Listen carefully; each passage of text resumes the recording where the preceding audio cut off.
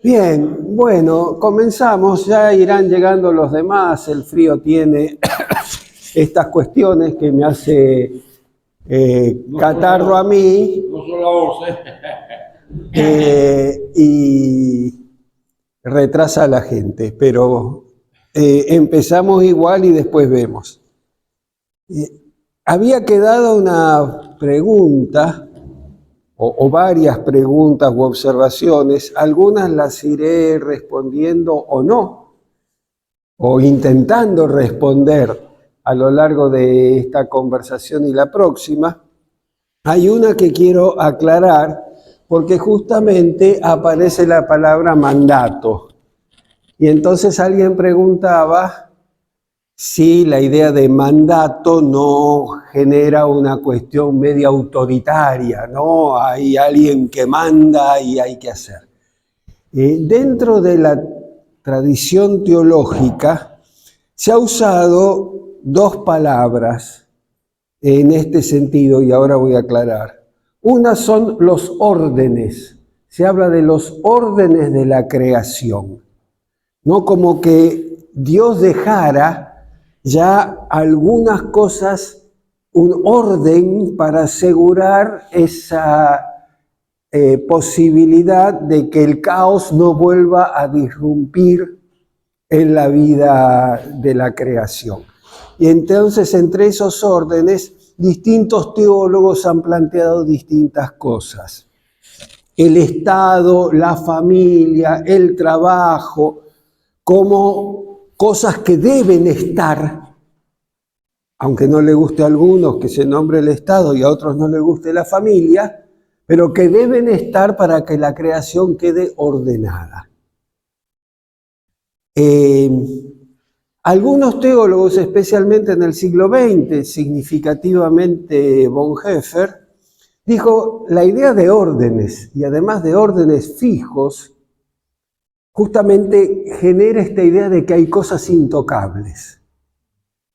Entonces, él empezó a usar la palabra mandato, un poco en el sentido en que se utiliza también en psicología, como algo que uno tiene que hacer de alguna manera, de que se le impone como una necesidad para poder realizarse en la vida, digamos así, ¿no? Una tarea, y corresponde a la palabra misión, porque cuando uno es enviado en una misión es porque tiene una tarea para realizar. De manera que, digamos, a menos que vaya de turismo, pero si uno va de turismo no va de misión. ¿No es cierto? Es otra cosa. La misión siempre implica ir para hacer algo, un objetivo. Entonces, cuando hablamos de misión, hablamos de mandato, ¿no? Incluso uno podría decir, el mismo Jesús cumple un mandato cuando dice, el Señor me ha ungido para dar buenas nuevas a los pobres, sanar a los de corazón quebrantado, dar vista a los ciegos, etcétera, etcétera, que vamos a ver un poco, si Dios nos permite, el próximo domingo. Entonces esto quería aclarar, justamente para no tener la idea de que mandato es algo cerrado, una orden militar que se baja, sino un sentido con el cual se afronta una tarea. Aclarado esto, vamos entonces a lo que yo llamo el segundo mandato, de los 4 que vamos a considerar en estas sesiones. Como dije, no estoy diciendo son los 4 mandatos, sino 4, y seguramente podemos encontrar más cuando recorremos la Biblia. El segundo mandato aparece la identidad de los pueblos. Aparece la creación como un todo. Adán, la humanidad como un todo. Pero la realidad es que esta humanidad y esta creación está parcelada. Y las parcelas humanas son las naciones, los pueblos. ¿cierto? Entonces tenemos la humanidad, pero la humanidad argentina, la humanidad chilena, la humanidad europea, etcétera, etcétera. Cada una tiene además una identidad, que no necesariamente es una identidad esencial, constante, porque los pueblos van variando, van cambiando.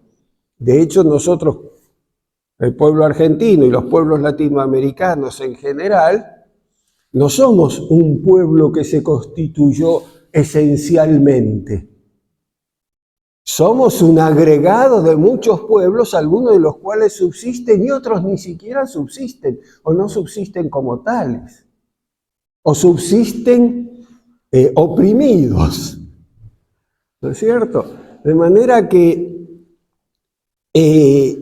pensar la identidad de los pueblos es pensar identidades fluctuantes, no esenciales.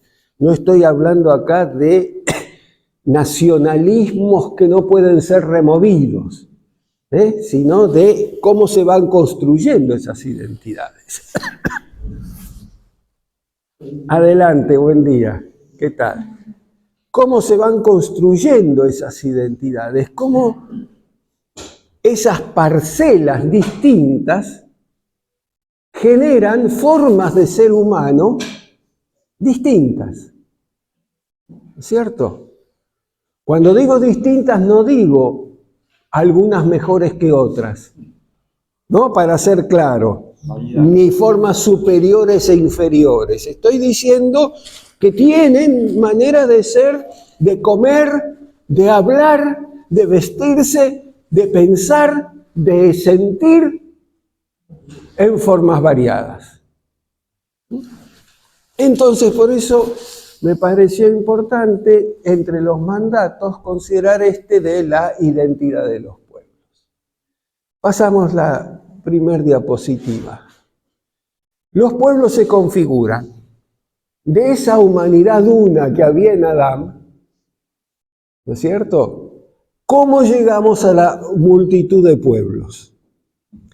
En el relato bíblico, en la forma, digamos así, mítica no lo digo en el sentido de un mito mentiroso, sino mítica como una construcción imaginaria, ¿no es cierto?, de la realidad, del origen de las cosas, se forman a partir de los hijos de Noé, o sea, después del diluvio.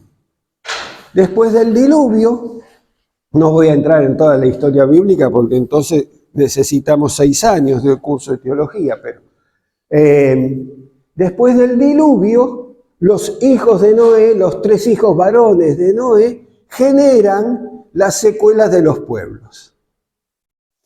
Y esto está puesto en Génesis 10. Digo, presten atención a Génesis 10 porque hay una curiosidad en la Biblia, que es que Génesis 10 viene antes de Génesis 11. Es un matemática malo, equivocada en matemática. Cosa que tenemos que tener en cuenta porque Génesis 11 es el relato de Babel. Lo que genera que Babel tenga que ser leído de una manera distinta de la que tradicionalmente se ha leído. Y voy a volver sobre eso un poco más adelante. Para hacerlo breve,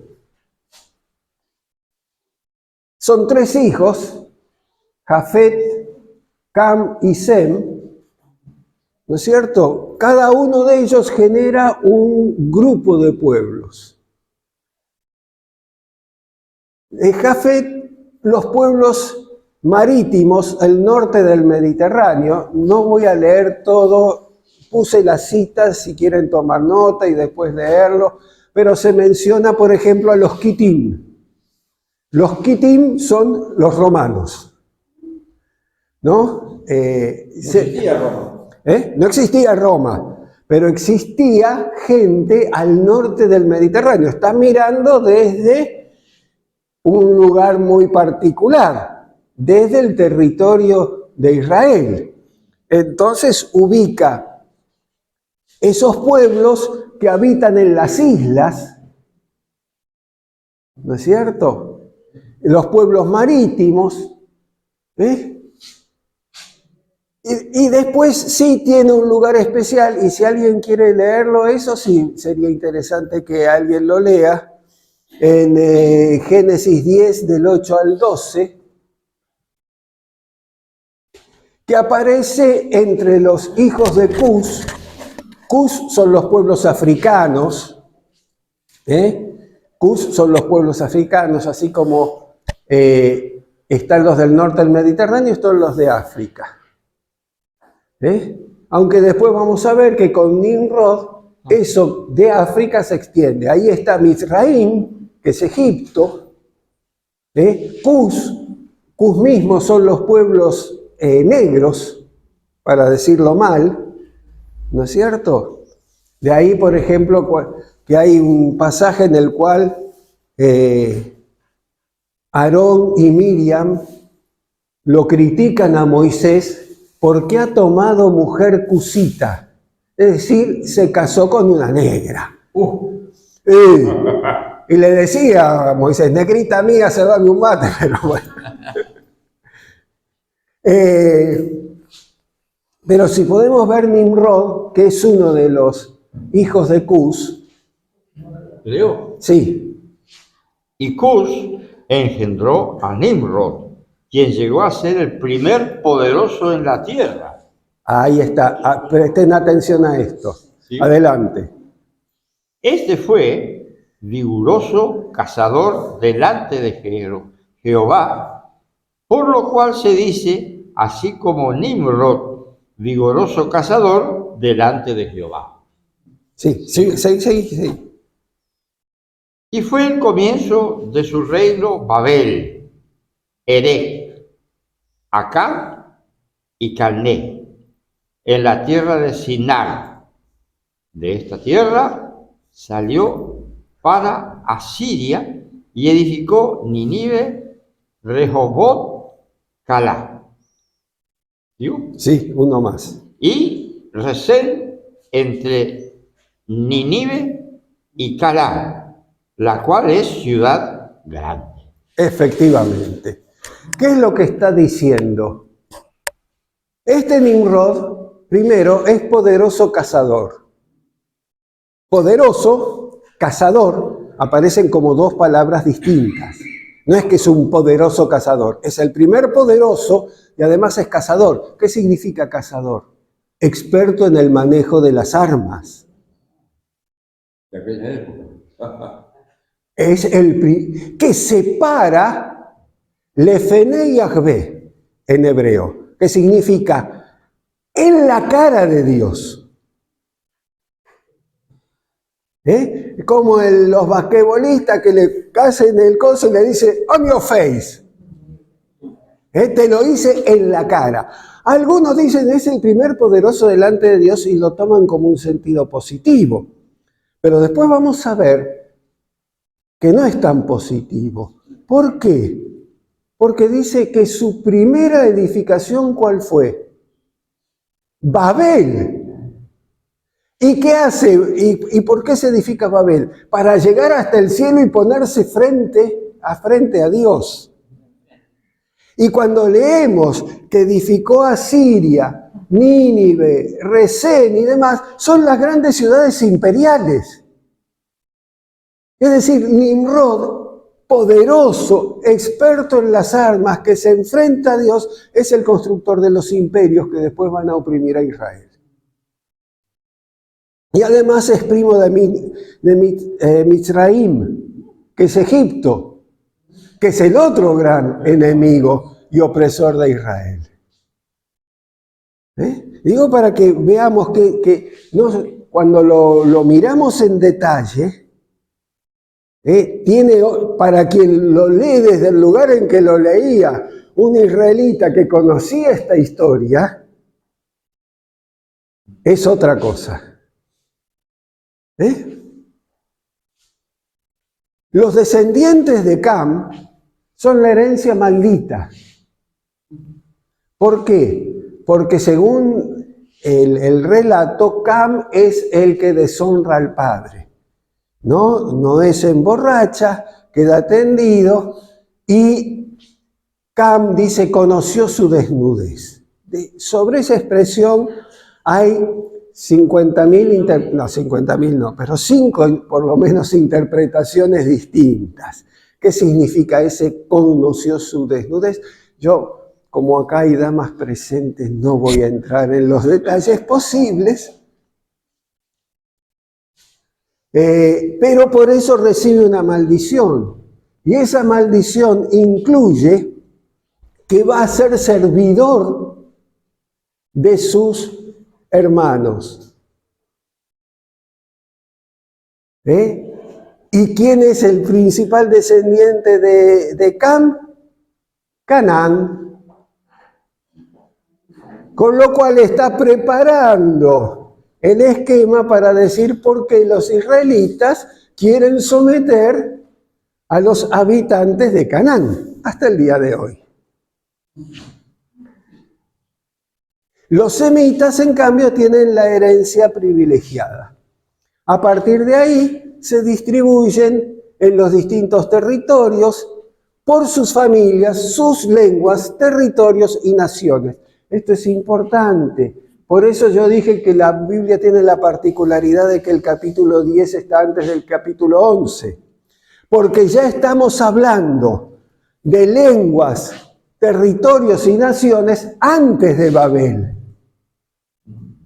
que viene en el capítulo 11. Lo cual nos obliga a leer Babel de una forma distinta. Estos son los linajes de los hijos de Noé según sus descendencias y naciones. De estos se esparcieron las naciones en la tierra después del diluvio. Bien, pasamos a los siguientes textos.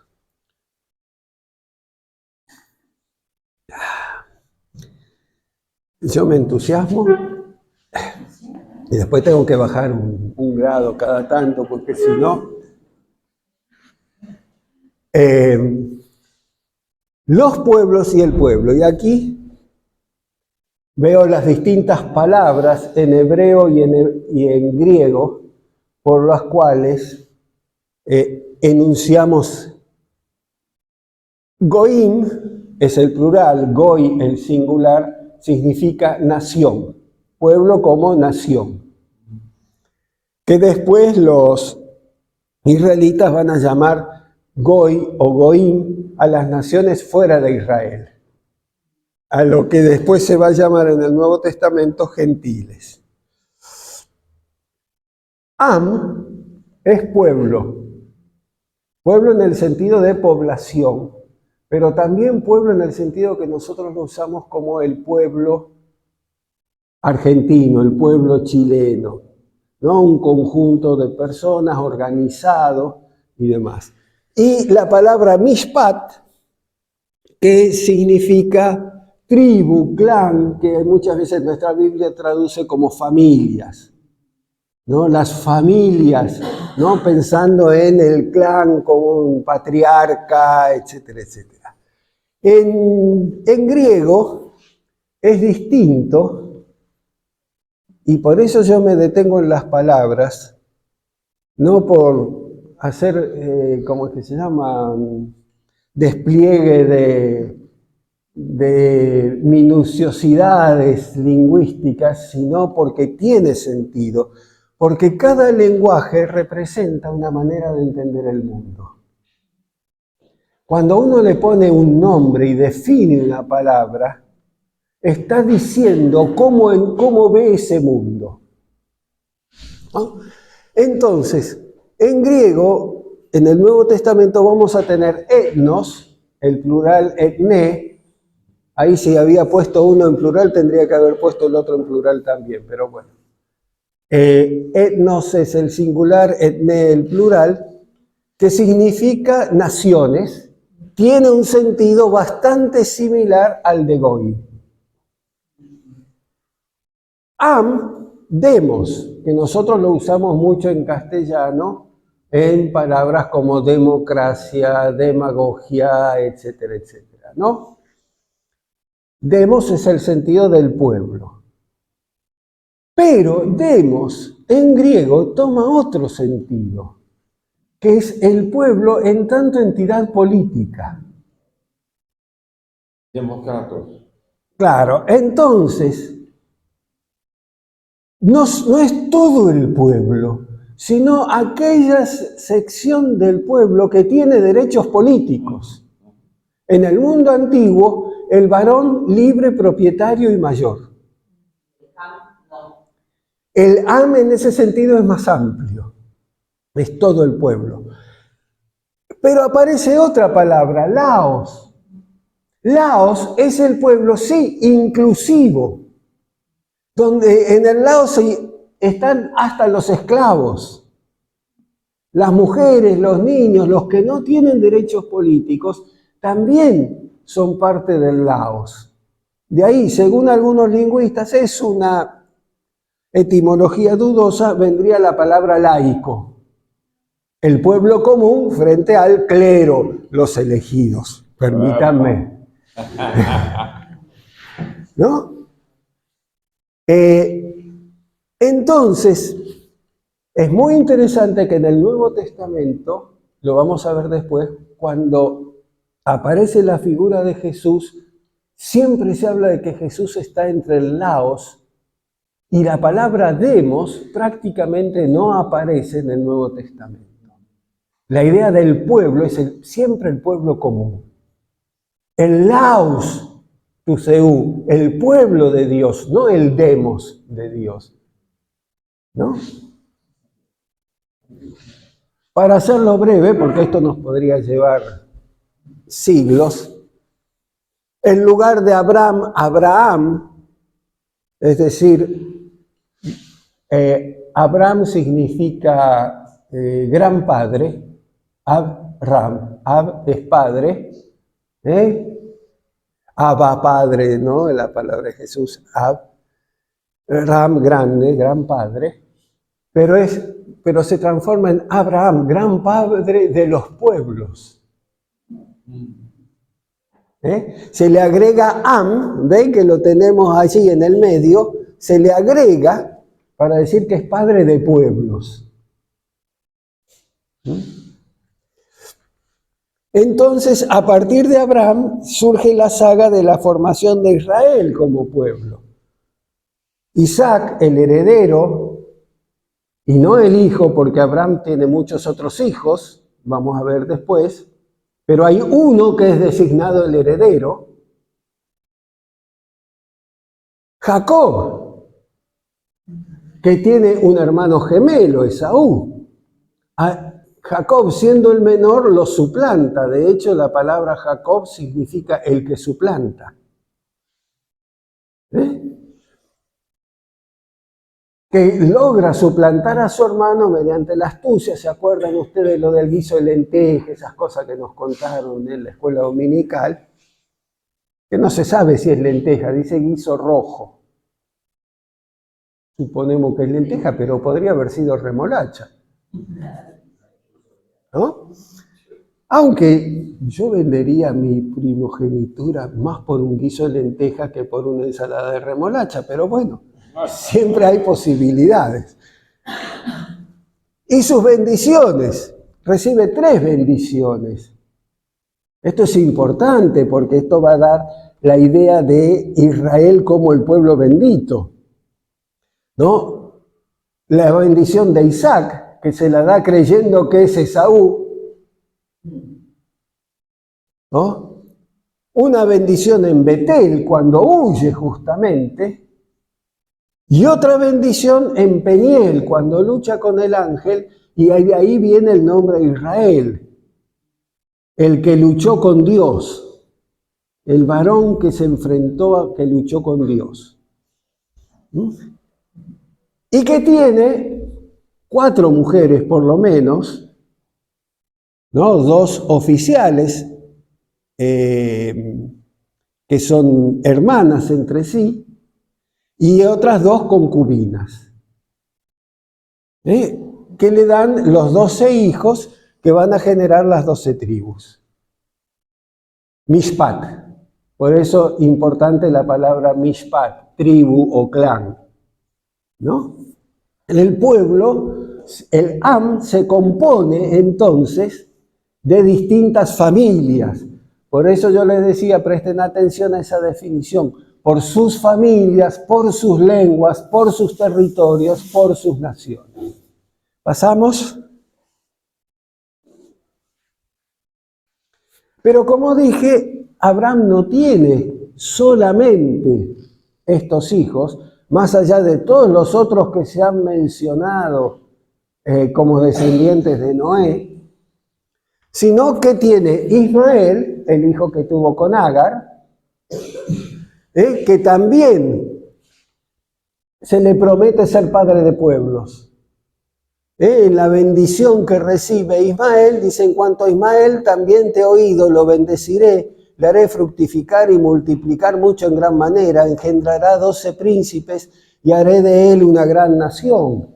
Es decir, ya se reconoce la potencia de los pueblos ismaelitas, que hoy serían los pueblos árabes, palestinos, etc.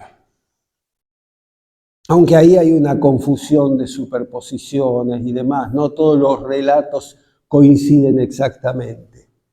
Pero hay otros pueblos descendientes de Abraham, que son descendientes de Esaú por un lado y de Ismael por el otro, pero además porque Esaú se casa con una ismaelita. Entonces se encuentran, digamos, descendientes de Esaú y de Ismael en esta configuración mítica, ¿no es cierto? Si esto no es una descripción biológica o una clase de genética. Como dije la vez pasada, querer leer los textos bíblicos como textos científicos nos va a llevar a callejones sin salida. Pero además, después de la muerte de Sara, y esto no se cuenta mucho en la escuela dominical, Abraham se casa con otra mujer, que en nuestras Biblias aparece como Setura, pero que en hebreo es Keturá, con la cual tiene varios otros hijos. Abraham tomó otra mujer, cuyo nombre era Setura, Keturá, la cual le dio a luz a Simram, a Joksán, a Medán, a Madián. Fíjense que estos nombres después van a entrar como nombres de los pueblos con los cuales Israel entra en contacto. Isbac, Suá, y sigue la lista. Todos estos fueron hijos de Setura. O sea, el viejito Abraham, que ya le costó tener un hijito con Sara, se ve que cuando se casó con esta otra más joven, no tuvo método anticonceptivo que lo frenara. Y engendró todo esto. Abraham dejó todo a Isaac, cuanto tenía, el heredero. A los hijos de sus concubinas, no me vengan, ¿no? Cuando en el truco decimos el primer chico es de la sirvienta, es porque estamos repitiendo a Abraham. A los hijos de sus concubinas les dio a Abraham regalos, pero cuando aún vivía, los separó de su hijo Isaac, enviándolo hacia las tierras del oriente. Esto nos da una idea de que hay toda una serie de pueblos descendientes de Abraham que cubren el oriente. Bien, ahí está la cita. Pasamos. El pueblo entonces se transforma en un lugar de bendición. Y esto es el eje de lo que yo quería destacar hoy. ¿Por qué? Porque la idea de que hemos tomado nosotros, después del iluminismo, con el surgimiento del individualismo, es que la fe y la bendición son cosas personales. Cuando en realidad el lugar de la bendición, el lugar donde el ser humano es bendito, es en medio de un pueblo. No hay bendición aislada. Sean nuestros hijos como plantas crecidas, los salmos son especialmente los que destacan esto, ¿no?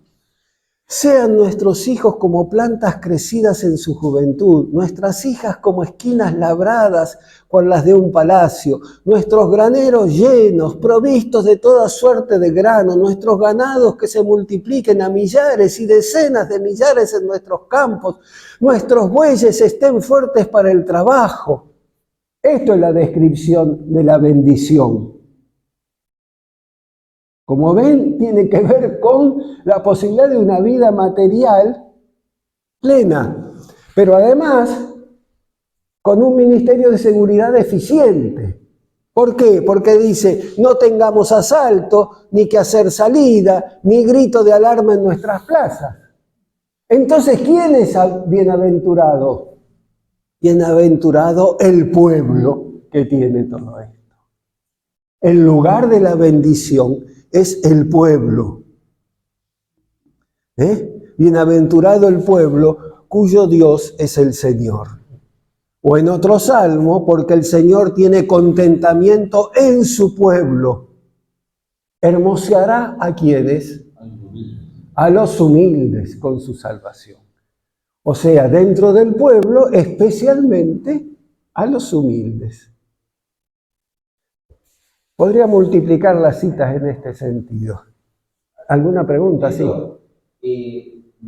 ¿Tenés recuerdo o tenés idea de si la Septuaginta ahí traduce como demos o laos? Hay una diferencia que ese cuidado sea para el demos.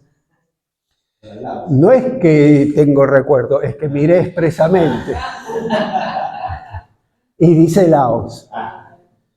La palabra demos en la Septuaginta, que es para quienes no están tan al tanto, es la traducción al griego del Antiguo Testamento hecha por los propios israelitas probablemente durante el exilio en Alejandría.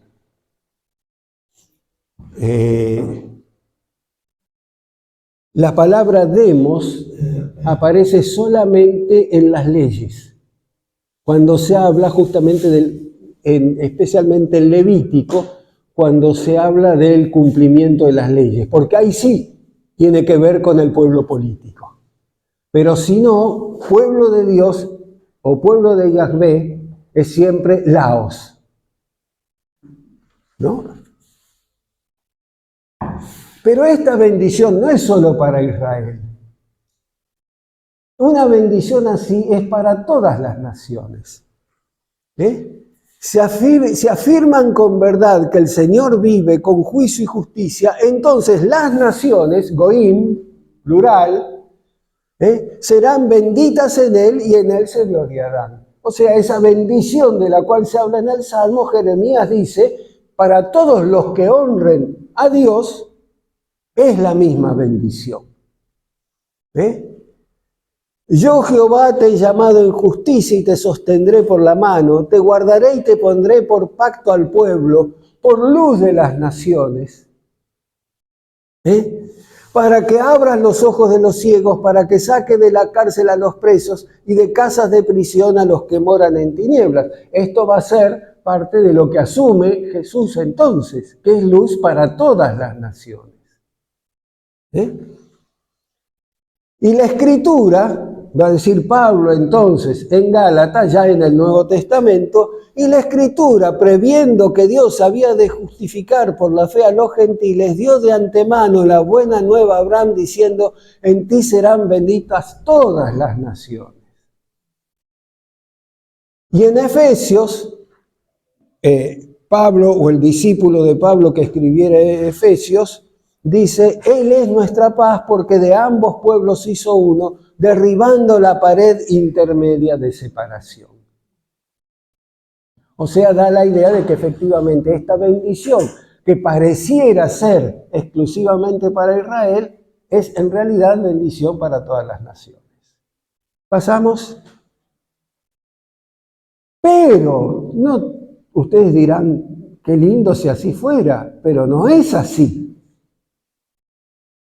Y entonces aparece la opresión de los pueblos. Yo aseguro que no lo escribí yo esto. León rugiente y oso hambriento es el malvado que gobierna sobre el pueblo pobre. León rugiente y oso malvado. Presidente y ministro, ¿qué va a hacer? Es el malvado que gobierna sobre el pueblo pobre. Porque los gobernadores de este pueblo son engañadores y sus gobernados se pierden. No lo dije yo, está en la Biblia y no está escrito para Argentina 2024. ¡Ay de los que dictan leyes injustas y las aprueban por mayoría y prescriben tiranía para apartar del juicio a los pobres y para privar de justicia a los afligidos de mi pueblo, para despojar a las viudas y robar a los huérfanos! Argentina 2024.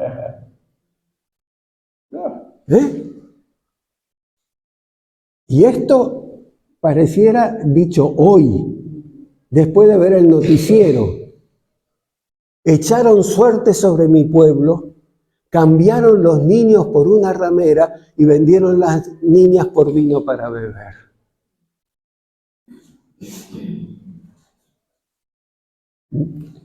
No era el caso que estamos viendo todos los días en televisión.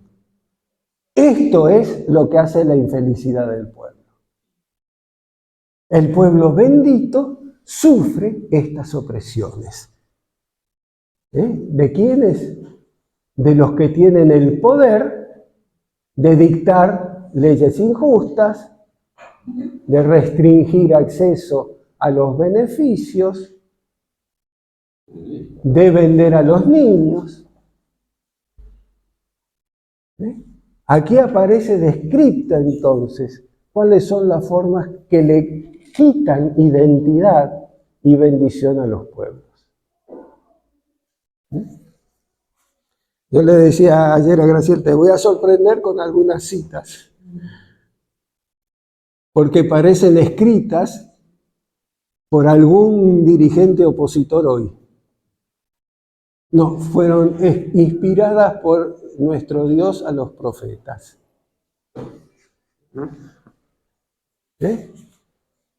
Cambiamos. La opresión de los pueblos no es solamente la opresión interna, sino también la de los imperios. Y aquí me voy a detener un poco, como dije que lo iba a hacer, si me quedan algunos minutos, no muchos, sobre el episodio de Babel y esta reiterada obsesión mía con que el capítulo 10 viene antes que el capítulo 11. Porque en el capítulo 10 ya vimos que Babel no es hecha por toda la humanidad,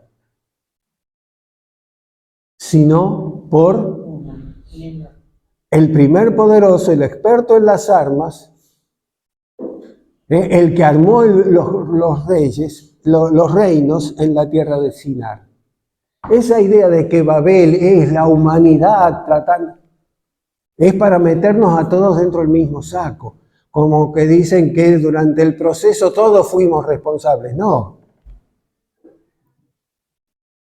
El capítulo 10 viene antes que el 11. Ya los pueblos estaban constituidos, pero hay un pueblo, un gobernante que quiere ser el poderoso y hacerse un renombre en toda la tierra. Así se describe. Construyamos una ciudad y una torre para que nuestro nombre sea reconocido en toda la tierra. Entonces es la idea de la construcción, porque ya existían pueblos y naciones y lenguas. Pero este hombre, o este sector poderoso, trató de reunirlos y someterlos a esclavitud para construir la torre, para hacerse él poderoso delante de Dios, como ya lo anunció en el capítulo 10. ¿Y qué hace Dios? Dice, descendió el Señor para ver lo que hacían esos hombres.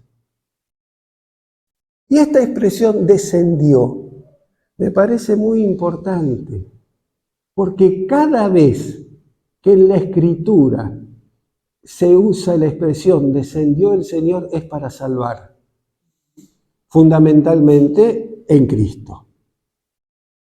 Para castigar no desciende, tira las pestes desde arriba.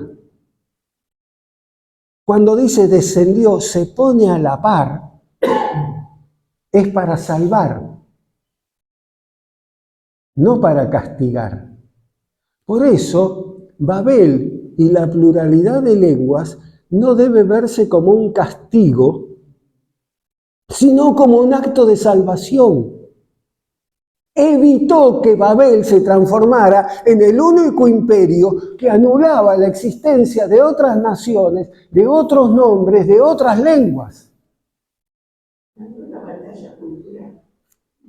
Efectivamente, asegura, los esparció el Señor. Es decir, quitó esa mancha de servidumbre que se le había impuesto y se le dio la posibilidad de que cada uno siguiera con su lengua, con su manera de ser, con sus familias, lenguas, naciones, territorios.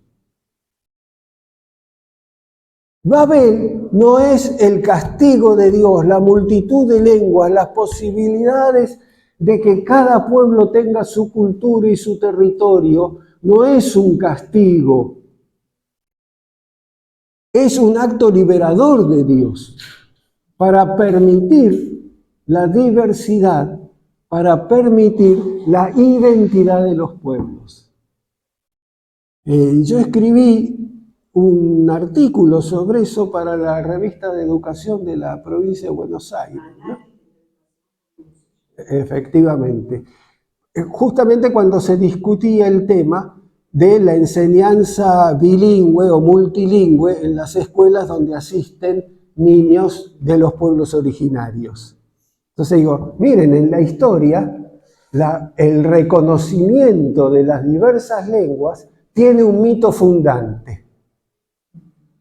Que el mito de Babel no es la diversidad de lenguas como castigo, sino la diversidad de lenguas como liberación.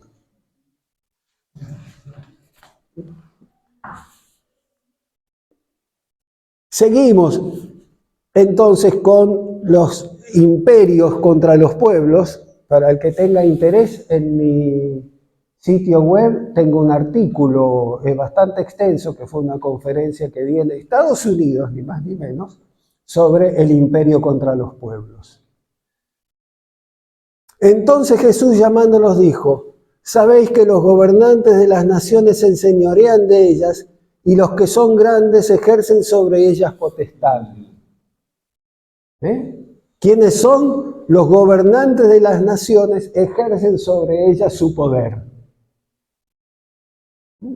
Da la idea justamente de que hay quienes controlan y dominan a las naciones.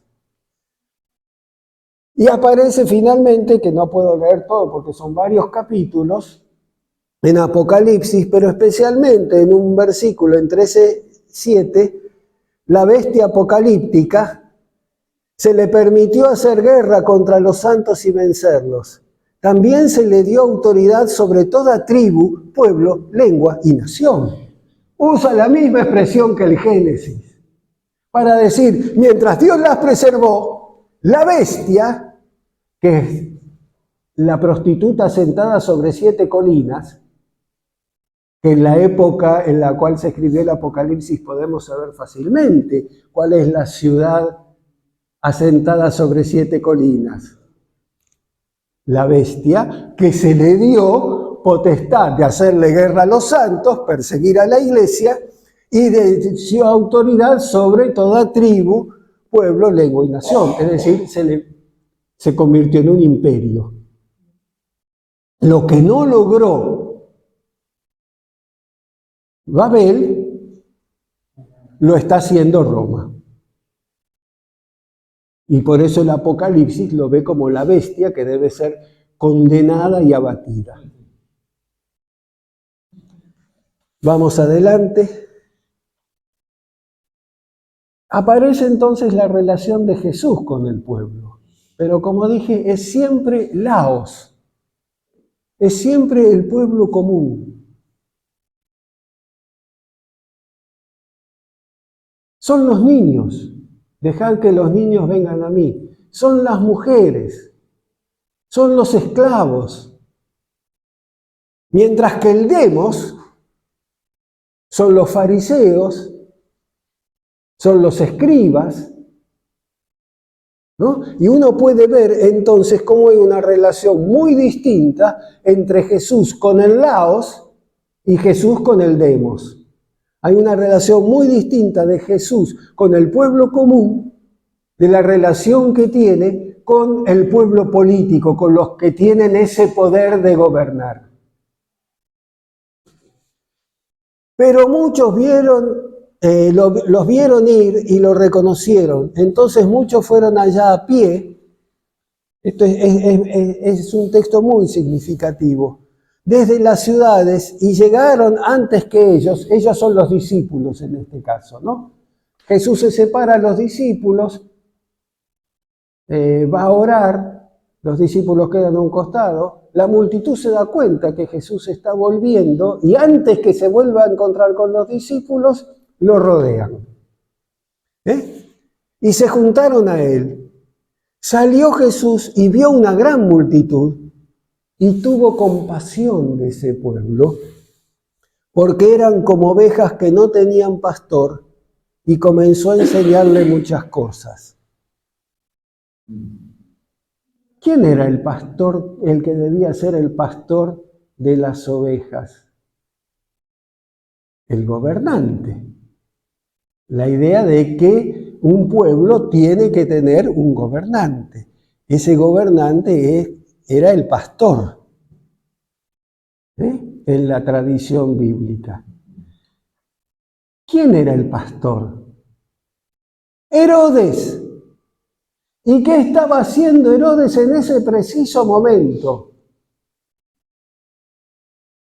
Degollando a Juan el Bautista, porque si nosotros vemos los primeros versículos del capítulo 6 de Marcos, es la historia de la muerte de Juan el Bautista. Mientras el pastor se está celebrando a sí mismo, el rey, se está celebrando a sí mismo en su cumpleaños y en un ataque lujurioso manda a matar a Juan el Bautista, este otro pastor se encuentra con el pueblo y empieza a pastorearlo. Y empezó a enseñarle muchas cosas. Cuando termina de enseñarles, después también lo va a alimentar, porque el siguiente texto es la alimentación de esa multitud. Levantándose de allí, Jesús vino a la región de Judea y al otro lado del Jordán, y volvió el pueblo a juntarse a él, y de nuevo les enseñaba como solía. Es decir, no es una relación casual que se da en un momento. Es una relación que se va afirmando a lo largo del tiempo. Por otro lado aparece el demos, los que tienen derechos políticos. Lo oyeron los escribas y los principales sacerdotes y buscaban cómo matarlo porque le tenían miedo, por cuanto todo el pueblo estaba admirado de sus enseñanzas. Sigo con Marcos. Si tomamos otros evangelios, al decir estas cosas se avergonzaban todos sus adversarios, pero todo el pueblo se regocijaba por las cosas gloriosas hechas por él.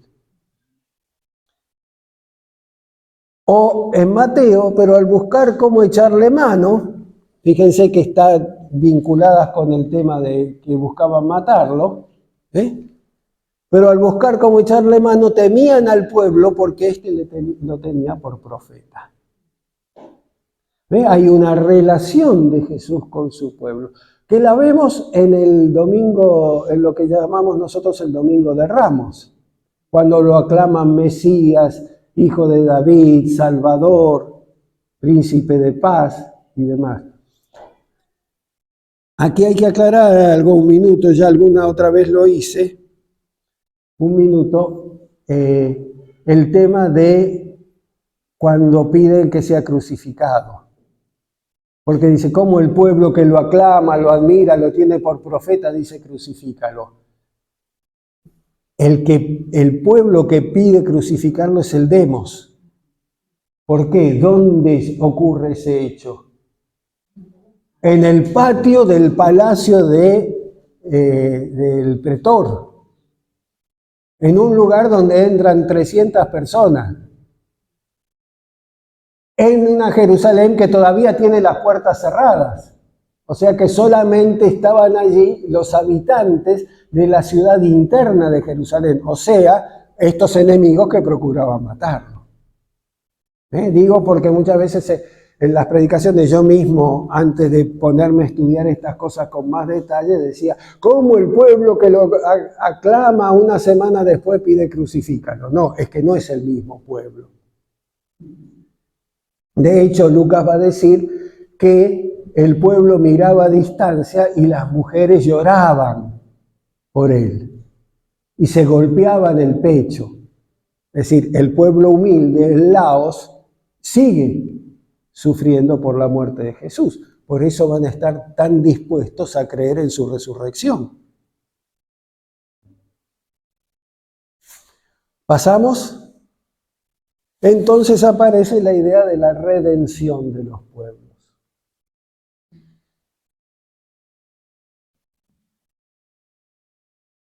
Estos pueblos oprimidos, ¿cómo alcanzarán redención? El pueblo que andaba en tinieblas vio gran luz. Los que moraban en tierra de sombra de muerte, luz resplandeció sobre ellos. Ya el profeta anuncia que ¿quiénes van a ser redimidos? No las almas aisladas, los pueblos. Fíjense que la redención es para los pueblos. No hay individualismo religioso. Hay una comprensión de que la redención siempre y la bendición siempre implica una colectividad. Y una colectividad con identidad.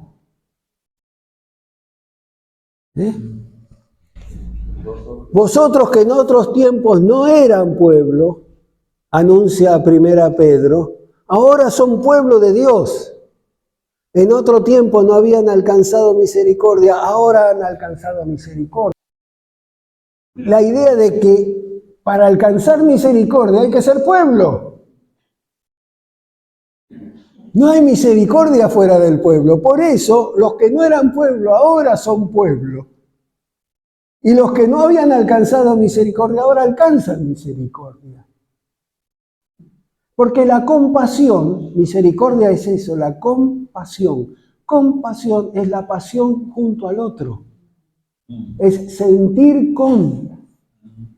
Si pasión es una forma de sentir, la compasión es sentir junto a otro. Entonces ahí aparece la idea de que la misericordia, la compasión, es siempre relacional. Por eso lo vamos a ver el próximo domingo, antes que me reten de nuevo, en la parábola del buen samaritano. ¿Quién es el prójimo? El que tiene compasión, el que fue capaz de sentir junto al que estaba dolido y tirado. Entonces la misericordia siempre se da en una relación que hace pueblo incluso a un judío caído en el camino y a un samaritano que era supuestamente odiado.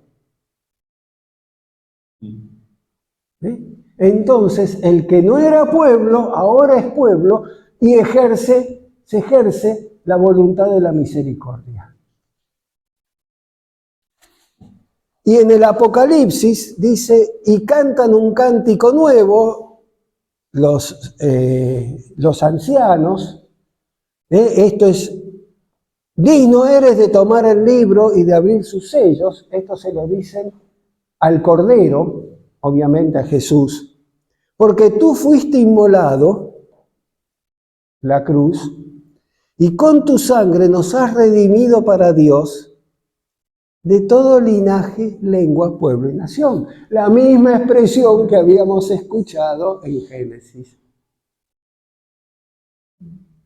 Has redimido, has salvado de la esclavitud, porque redimir es liberar al esclavo,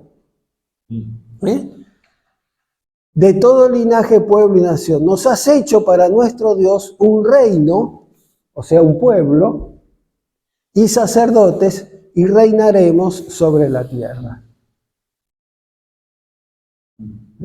Y entonces, para ir terminando en tiempo, nuevamente el Apocalipsis, la expresión final, y oí una gran voz del cielo que decía: el tabernáculo de Dios está ahora con los hombres. Ahora sí, ya se ha concretado esa liberación anunciada en el capítulo 5 en el Cordero, ahora en la visión se ha concretado con la Nueva Jerusalén. Él morará con ellos serán su pueblo. Fíjense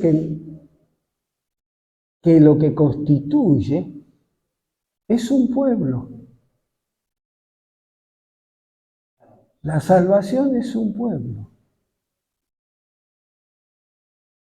Un pueblo que ahora se identifica con Dios. Y Dios mismo estará con ellos como su Dios. Y al final de ese mismo capítulo, las naciones que hayan sido salvas andarán a la luz de ella, de la Nueva Jerusalén. Las naciones, no los individuos, no las almas. Aún en la visión bíblica del final, no desaparece la identidad de los pueblos.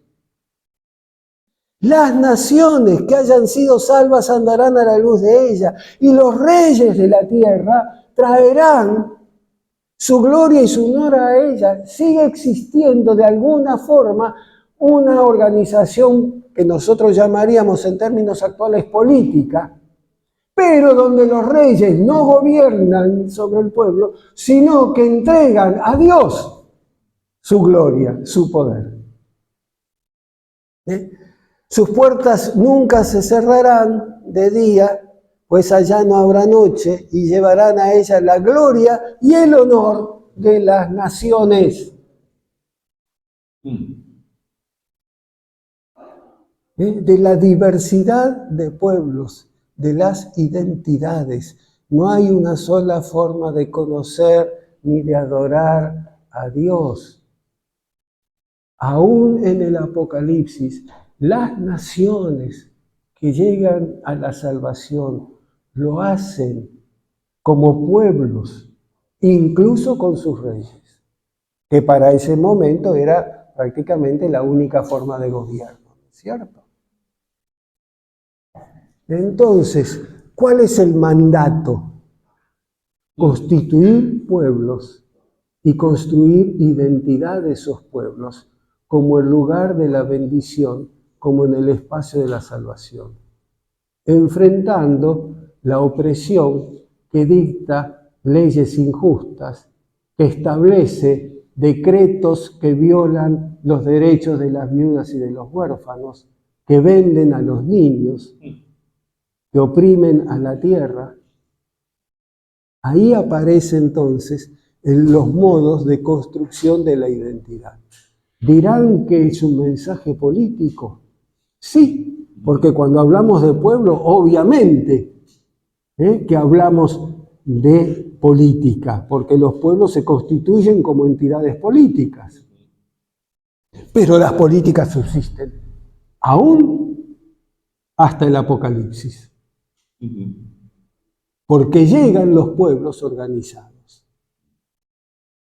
Entonces, yo quería destacar este segundo mandato.